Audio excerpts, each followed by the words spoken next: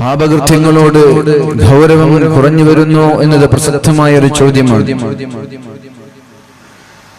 പ്രത്യേകിച്ച് പാപങ്ങൾ പൊറുക്കപ്പെടുന്ന മഗ്ഫിറത്തിന്റെ 10 എന്ന വിശേഷത ലഭിച്ച റമളാനിന്റെ 2ാമത്തെ 10-ൽ ഈ ഒരു വിഷയം ചർച്ച ചെയ്യുന്നത് ഉചിതമാണെന്ന് എനിക്ക് തോന്നുകയാണ്. പാപങ്ങളിലേക്ക് നയിക്കുന്നത് പിശാചാണെന്നും പിശാച് നിങ്ങളുടെ വ്യക്തമായ സ്പഷ്ടമായ ശത്രുവാണെന്നും പരിശുദ്ധ ഖുർആൻ ഇടയ്ക്കിടെ നമ്മോട് ഉണർത്താറുണ്ട്. എന്നാലും പിശാചിന്റെ വലയങ്ങളിലും പിശാചിന്റെ കെണികളിലും നമ്മൾ പെടുകയും ചില ആളുകൾ നിരന്തരമായി ചില വൃത്തികേടുകളിൽ ചില തോന്നിവാസങ്ങളിൽ മുഴുകുമ്പോ മറ്റു ചിലർ അറിയാതെ ചില നൈമിഷിക താല്പര്യങ്ങളിൽ ദുർബലമായ നിമിഷം കൊണ്ട് പെട്ടുപോവുകയാണ്. ഏതായാലും നമ്മൾക്കിവിടെ ചർച്ച ചെയ്യാനുള്ളത് പാപങ്ങൾ ലഘൂകരിച്ച് കാണാൻ പറ്റുമോ ഇല്ലേ എന്നതാണ്. അങ്ങനെ ലഘൂകരിച്ച് കാണുന്ന ആളുകളോട് പടച്ച റബ്ബിന്റെ പ്രതികരണം എങ്ങനെ എന്നൊക്കെ നമ്മൾക്ക് ഇന്ന് ചർച്ച ചെയ്യണം. നമ്മൾക്കൊക്കെ അറിയുന്നത് പോലെ സൂറത്തുൽ അറാഫിൽ അല്ലാഹു റബ്ബ് സുബ്ഹാനഹു വ തആല നമ്മോട് പഠിപ്പിക്കുകയാണ്, وَلَقَدْ خَلَقْنَاكُمْ ثُمَّ صَوَّرْنَاكُمْ ثُمَّ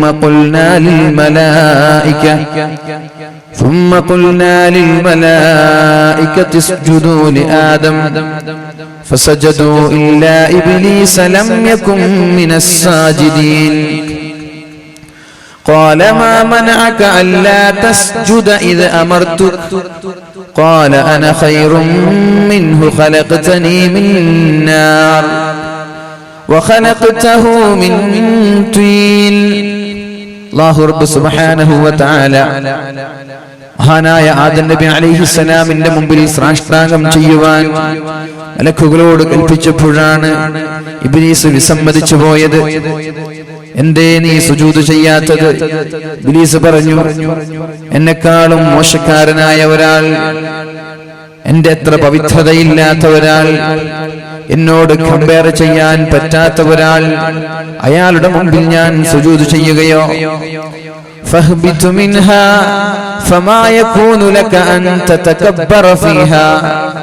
അഹങ്കരിക്കാനുള്ള സ്ഥലമല്ല സ്വർഗം, സ്വർഗത്തിൽ നിന്ന് ഇറങ്ങിപ്പോയിക്കോ എന്ന് അല്ലാഹു ഇവരു അഹങ്കാരം കാരണം പിശാചിനോട് പറയുമ്പോഴാണ് സർവശക്തനായ റബ്ബിനോടൊരു വരം ചോദിക്കുന്നത്. റബ്ബി അൻളിർനീ ഇലാ യൗമി യുബഅസൂൻ. അല്ലാഹുവേ, സ്വർഗത്തിന്റെ സുഖങ്ങളിൽ നിന്ന് നീ എന്നെ ആട്ടിയോടിച്ചപ്പോൾ എനിക്കത് പ്രശ്നമല്ല, എനിക്കതൊന്നും കുഴപ്പമില്ല. പക്ഷേ ഖിയാമത്ത് നാൾ വരെ ജീവിക്കുവാൻ എനിക്ക് അവസരം തരണം. ഇന്നക മിനൽ മുൻദരീൻ.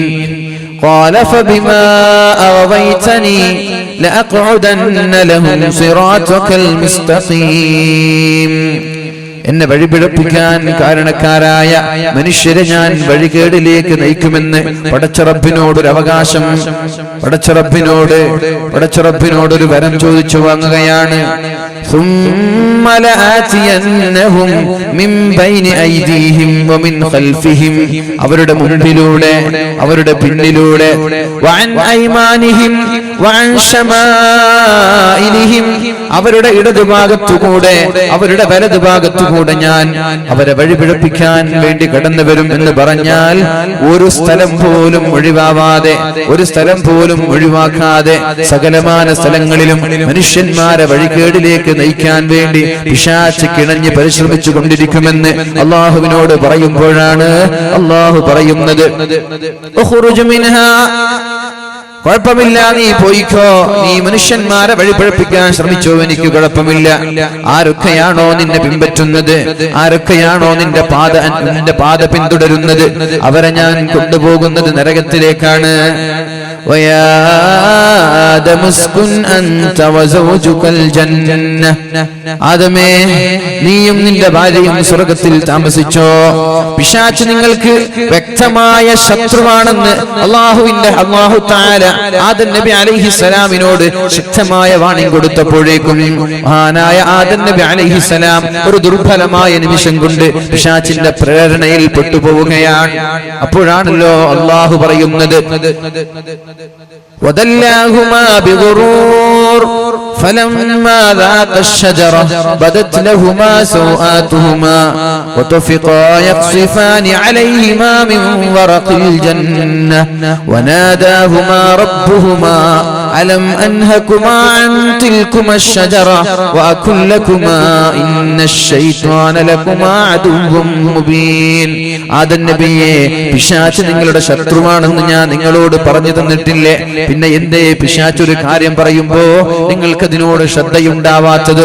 ലോകത്തിന് ആദ്യം തന്നെ ഒരു പാഠം പഠിപ്പിക്കുകയാണ് അല്ലാഹു തആല. ശേഷം വരാനിരിക്കുന്ന ഉമ്മത്തികൾക്ക്, ശേഷം വരാനിരിക്കുന്ന സമൂഹത്തിന് വലിയൊരു പാഠം, വലിയൊരു അനുഭവം പഠിപ്പിച്ചു കൊടുക്കുകയാണ്. നമ്മുടെ ഉപ്പയായ, നമ്മുടെ ഉപ്പാപ്പയായ ആദം നബി അലൈഹിസ്സലാമിനെ പിശാച് വഴിപിഴപ്പിച്ചുവെങ്കിൽ ഇനി വരാനിരിക്കുന്ന ഓരോ ആളുകളെയും വഴിപിഴപ്പിക്കാൻ പിശാച് കിണഞ്ഞു ശ്രമിച്ചുകൊണ്ടേയിരിക്കും. അതുകൊണ്ട് നമ്മൾ എന്ത് വേണം? പിശാചിൽ നിന്ന് അകലാൻ ശ്രമിക്കണം. എങ്ങനെയാണ് അകലാൻ പറ്റുക? എങ്ങനെയാണ് പിശാചിന്റെ ശല്യങ്ങളിൽ നിന്ന്, പിശാചിന്റെ ദുർബോധനങ്ങളിൽ നിന്ന്, പിശാചിന്റെ തോന്നിവാസങ്ങളിൽ നിന്ന് നമ്മുടെ ശരീരങ്ങളെ, നമ്മുടെ കുടുംബങ്ങളെ, നമ്മുടെ മനസ്സിനെ നമ്മൾക്ക് നിയന്ത്രിക്കാൻ പറ്റുക എന്ന് പരിശുദ്ധ റസൂലുള്ളാഹി സ്വല്ലല്ലാഹു അലൈഹി വസല്ലം നമ്മോട് പഠിപ്പിക്കുന്നുണ്ട്. ഇന്ന ശൈത്വാന യജ്രി മിൻ ഇബ്നി ആദമ മജ്റദ്ദമി. പിശാച് ഓരോ മനുഷ്യന്റെ ശരീരത്തിലുള്ള രക്തധമനികളിലൂടെ, സിരകളിലൂടെ, അവന്റെ ഞരമ്പുകളിലൂടെ, നാഡികളിലൂടെ പിശാച് സഞ്ചരിച്ചുകൊണ്ടേ ഇരിക്കുന്നുണ്ട് എന്ന് അല്ലാഹുവിന്റെ ഹബീബായ റസൂലുള്ളാഹി സ്വല്ലല്ലാഹു അലൈഹി വസല്ലം നമ്മോട് പഠിപ്പിക്കുകയാണ്. നമ്മുടെ ശരീരത്തിന്റെ ധമനികളിലൂടെ രക്തയോട്ടം എവിടെയൊക്കെയാണോ നടക്കുന്നത്, ബ്ലഡ് സർക്കുലേഷൻ എവിടെയൊക്കെയാണോ നടക്കുന്നത്, അവിടെയൊക്കെ പിശാച് സഞ്ചരിക്കുന്നുണ്ട്. ഇനി പിശാചിൽ നിന്ന് രക്ഷപ്പെടാൻ നിങ്ങൾ പിശാചിന് കയറി വരാനുള്ള വഴി കൊടുക്കാൻ പാടില്ല. പിശാച് ശരീരത്തിലേക്ക് കയറി വരുന്നത് ഒരുപാട് ഭക്ഷണം കഴിക്കുമ്പോഴാണ്, ഒരുപാട് തിന്നുമ്പോഴാണ്. അതുകൊണ്ട് തിന്നല്ലേ, നിങ്ങൾ വിശപ്പ് സഹിക്കണം, ഒരുപാട് പട്ടിണി കിടക്കണം. പട്ടിണി കിടക്കുമ്പോഴാണ് പിശാചിന് നിങ്ങളുടെ ശരീരത്തിലേക്കോ നിങ്ങളുടെ ഞരമ്പിലേക്കോ കയറാൻ പറ്റാതിരിക്കുന്നത്.